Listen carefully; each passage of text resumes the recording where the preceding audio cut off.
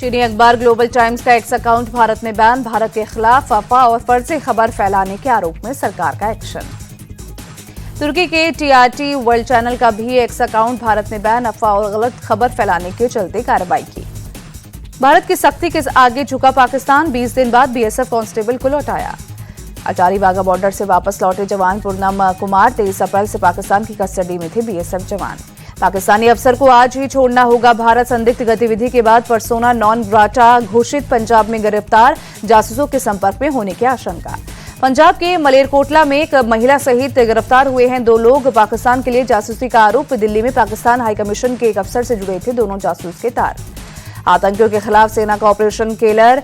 शोपियां में मारे गए आतंकियों से मिले भारी मात्रा में हथियार और कैश। कल शोपियां में मारे गए थे 3 आतंकी। राष्ट्रपति से मिले तीनों सेना प्रमुख। सीटीएस अनिल चौहान भी रहे मौजूद। राष्ट्रपति को ऑपरेशन सिंदूर की सफलता के बारे में जानकारी दी। राष्ट्रपति ने सशस्त्र बलों की वीरता और समर्पण की सराहना की। कहा, सुरक्षा बलों ने आतंकवाद के खिलाफ भारत की कार्रवाई को सफल बनाया। विदेश मंत्री एस जयशंकर की सुरक्षा बढ़ी। काफिले में बुलेट प्रूफ गाड़ियों को शामिल किया गया।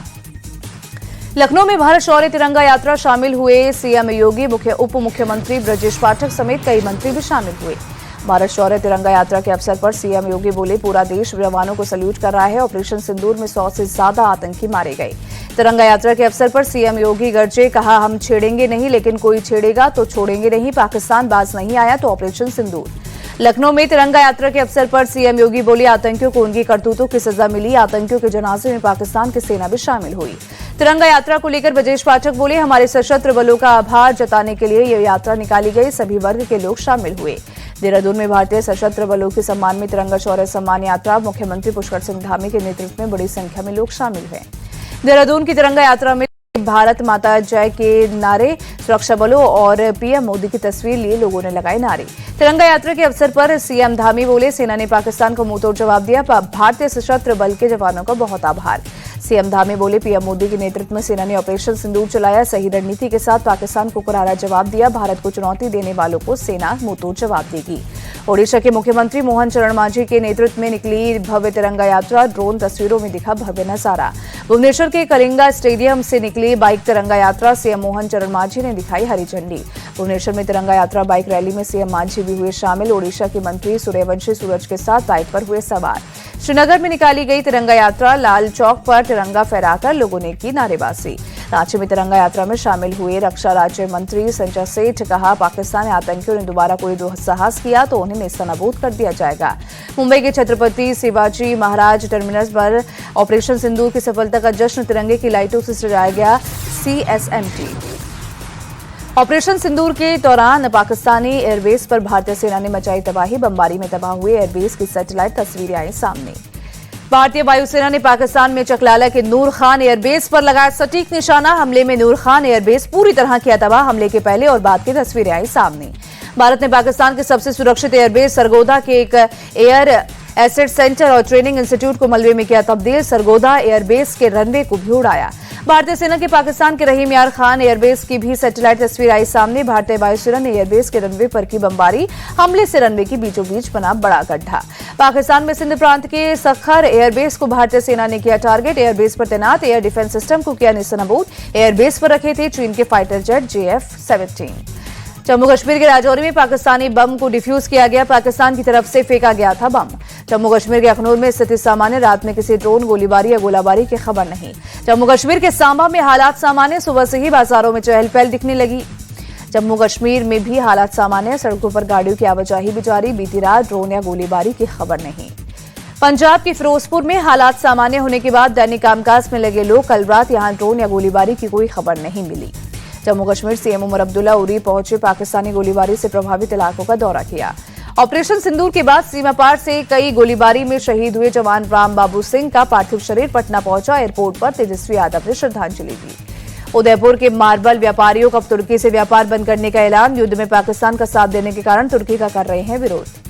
अमेरिकी लेखक जॉन स्पेंसर ने ऑपरेशन सिंदूर की तारीफ की। कहा, भारत ने बड़ी जीत हासिल की। आतंकी ठिकानों को तबाह कर भारतीय फौज ने श्रेष्ठता साबित की।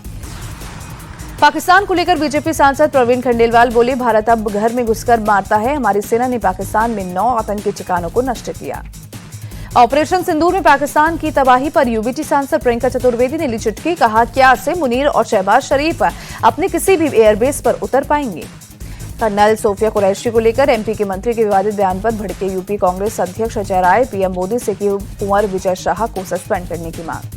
कर्नल सोफिया को लेकर एमपी के मंत्री विजय शाह के आपत्तिजनक बयान पर सचिन पायलट ने बोला, मंत्री का बयान अस्वीकार्य, उन्हें सरकार में रहने का अधिकार नहीं, पार्टी का शीर्ष नेतृत्व माफी मांगे। कर्नल सोफिया को लेकर एमपी के मंत्री विजय शाह के बयान पर आरजेडी नेता मनोज झा बोले, ऐसे बयानों के लिए उन्हें शर्म आनी चाहिए, ये हमारी सेना को क्या संकेत दे रहे हैं। एमएनएस से गठबंधन के सवाल पर संजय राउत बोले, उद्धव और राज ठाकरे साथ आते हैं तो ये महाराष्ट्र के लिए एक नई दिशा हो सकती है। मुख्यमंत्री योगी आदित्यनाथ ने खाद्य पदार्थों में मिलावट और नकली दवाओं के कारोबार को बताया सामाजिक अपराध है, ऐसे लोगों की तस्वीरें चौराहे पर लगेगी। खाद्य सुरक्षा एवं औषधि प्रशासन विभाग की समीक्षा बैठक में लोग बोले, सीएम योगी दूध, पनीर, तेल, घी और मसालों की जांच संबंधित फैक्ट्री में भी हो, इसके लिए डेडिकेटेड टीमों का हो गठन। दिल्ली सीएम रेखा गुप्ता ने सचिवालय में अधिकारियों के साथ बैठक की, मीटिंग में जन शिकायतों की समीक्षा की। तमिलनाडु सीएम स्टालिन ऊटी में सरकारी अस्पताल पहुंचे, औचक निरीक्षण किया, मरीजों से भी मुलाकात की। जस्टिस बीआर गवई बने सुप्रीम कोर्ट के मुख्य न्यायाधीश, राष्ट्रपति द्रौपदी मुर्मू ने सीजेआई के रूप में शपथ दिलाई। देश के 92वें सीजेआई बने जस्टिस बीआर गवई, 23 नवंबर 2025 तक होगा कार्यकाल। सीजेआई के शपथ ग्रहण में पीएम मोदी, उपराष्ट्रपति जगदीप धनखड़ समेत कई लोग मौजूद रहे। संघ लोक सेवा आयोग के अध्यक्ष बने अजय कुमार, देश के रक्षा सचिव रह चुके हैं अजय कुमार। हरियाणा 12वीं बोर्ड के टॉपर से सीएम सैनी ने वीडियो कॉल पर बात की, परीक्षा में टॉप करने पर शुभकामनाएं दी। सोनू निगम ने खटखटाया कर्नाटक हाईकोर्ट का दरवाजा, कन्नड़ टिप्पणी विवाद में शिकायत रद्द करने की मांग की। कर्नाटक हाईकोर्ट ने मामले की सुनवाई 15 मई तक स्थगित की। पंजाब के मजीठा में जहरीली शराब से अब तक 21 लोगों की मौत, पुलिस ने 10 आरोपियों को गिरफ्तार किया, डीएसपी और एसएचओ को सस्पेंड किया। अमृतसर शराबकांड के दोषियों पर होगा कड़ा एक्शन, पंजाब के राज्यपाल गुलाब चंद कटारिया ने दिया भरोसा। सीएम भगवंत मान ने शराबकांड पर जताया दुख, कहा यह मौत नहीं हत्या है, आरोपियों को बख्शा नहीं जाएगा। मृतकों के परिजनों को 10 लाख रुपए देगी सरकार, सीएम भगवंत मान ने किया ऐलान। पंजाब सरकार पर बरसी कांग्रेस, कहा शराबकांड के लिए सीएम भगवंत मान जिम्मेदार। दिल्ली के बाद अब पंजाब को बर्बाद कर रहे हैं केजरीवाल और सिसोदिया, शराब हादसे को लेकर भड़के केंद्रीय मंत्री रवनीत सिंह बिट्टू। दिल्ली के उत्तम नगर में एक हॉस्पिटल में लगी भीषण आग, अस्पताल के डेंटल विंग में लगी आग, फायर ब्रिगेड की टीम ने आग पर काबू पाया। हॉस्पिटल में आग से किसी के जानमाल को नुकसान नहीं, आग लगने की वजहों की जांच जारी।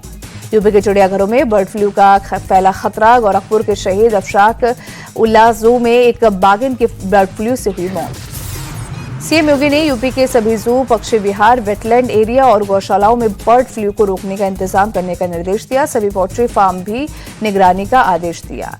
लखनऊ जू आज से 20 मई तक के लिए बंद। जू प्रशासन के मुताबिक बर्ड फ्लू का कोई केस नहीं आया सामने, सभी वन्य जीवों की होगी मॉनिटरिंग। एमपी के नर्मदापुरम में एक ही परिवार के 7 बच्चे नदी में डूबे, 6 बच्चों को किया गया रेस्क्यू, एक बच्चा लापता। नहाने के दौरान सभी बच्चे गहरे पानी में चले गए, देखते ही देखते सभी बच्चे डूबने लगे। मौके पर पहुंची बचाव टीम ने 6 बच्चों को निकाल लिया बाहर। एमपी के इंदौर में पुलिस ने 40 लाख रुपए के नकली नोट किए बरामद। पुलिस ने फेक नोट के साथ 2 आरोपियों को किया गिरफ्तार। पुलिस आरोपियों से कर रही है पूछताछ। श्रीनगर से हज यात्रियों का दूसरा जत्था मक्का के लिए रवाना। पहला जत्था 4 मई को रवाना हुआ था। हैदराबाद पहुंची मिस वर्ल्ड की सभी कंटेस्टेंट, चार मीनार पर जाकर करवाया फोटोशूट। टेस्ट क्रिकेट से संन्यास लेने के बाद रोहित शर्मा ने मुंबई में सीएम फडणवीस से शिष्टाचार मुलाकात की। उप मुख्यमंत्री अजित पवार भी रहे मौजूद।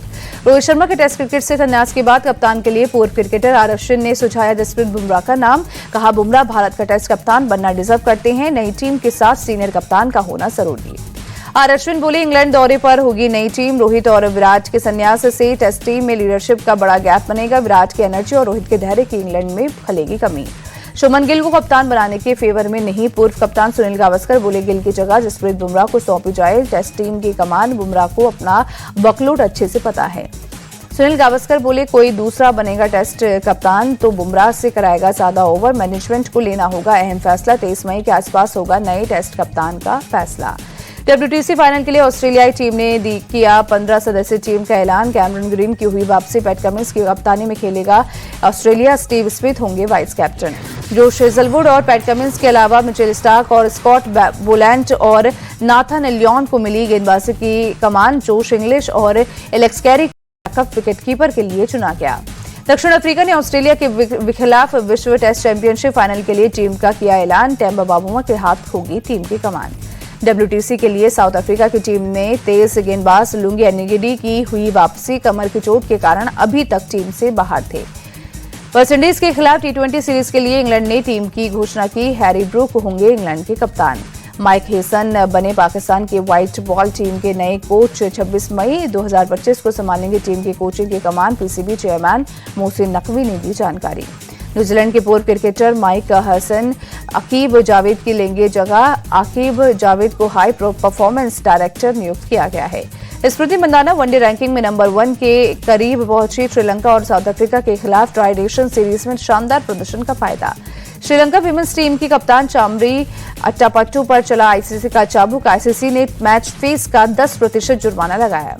बोपन्ना और पावलासेक की जोड़ी रोम मास्टर्स से बाहर। ब्रिटेन की जोड़ी से सीधे सेटों में मिली शिकस्त। रूस के करेन खाचानोव को हराकर अल्काराज इटालियन ओपन के क्वार्टर फाइनल में पहुंचे। ब्रिटेन के जैक ड्रैपर से होगी भिड़ंत। बाटलर शटलर किंदाबी श्रीकांत थाईलैंड ओपन का क्वालिफायर हारे। थारून मन्नेपल्ली से 21-15 और 21-17 से हारे मुकाबला। टेनिस, क्रिकेट, बॉल विश्व कप और एशिया कप का पहला आयोजन भारत में होगा। Dream league of India junior और सीनियर दोनों लेवल पर होगी। कीर्ति पटेल ने अखिल भारतीय शतरंज मास्टर्स में धैर्य यादव को हराया। क्रिस ईसाइया ने जानवी सोनेजी को मात दी। टेस्ट क्रिकेट से संन्यास के बाद पत्नी अनुष्का शर्मा के साथ वृंदावन में प्रेमानंद महाराज के आश्रम में पहुंचे विराट कोहली। प्रेमानंद महाराज का लिया आशीर्वाद।